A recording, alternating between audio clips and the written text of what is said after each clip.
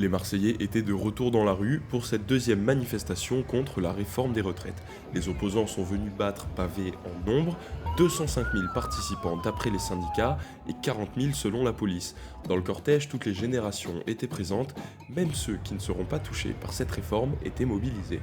D'ailleurs, par solidarité avec les actifs, hein, parce que quand j'étais actif, les retraités aussi étaient avec nous, et puis également parce que cette réforme de la retraite, elle porte atteinte aussi aux pensions. Il faut voir le recul qu'on a eu depuis des années sur les retraites. Et donc, par solidarité, et parce qu'il faut empêcher ce mauvais coup. Déjà, pour les générations à venir, c'est une classe sociale qui s'occupera des grands-parents, des enfants. Moi, je m'occupe de mes petits-enfants.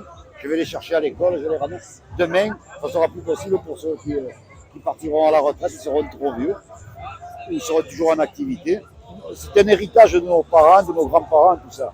Et donc, un héritage, ça se défend. Du côté des actifs, la forte mobilisation rassure et continuer la lutte est nécessaire.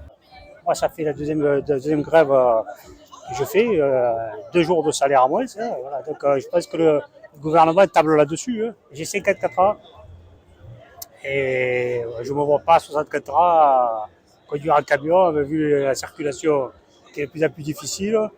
Se lever tôt, je me lève à 4 h du matin, je rentre à 18 h. Aujourd'hui, je pense qu'il faut que ça aille beaucoup plus loin que ça. Des journées comme ça éparses, c'est pas suffisant. Aujourd'hui, il faut qu'on arrive à un blocage, je pense, pour que le gouvernement comprenne. Un blocage national, effectivement. Si Madame Borne, elle croit que parce qu'elle va dire qu'à 64 ans, ou voire plus, il faut qu'on continue à travailler, ça ne va pas le faire.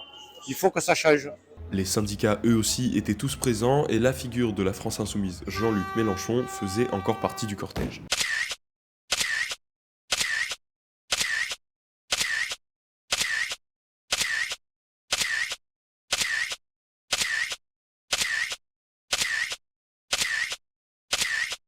La prochaine journée de mobilisation devrait avoir lieu ce mardi.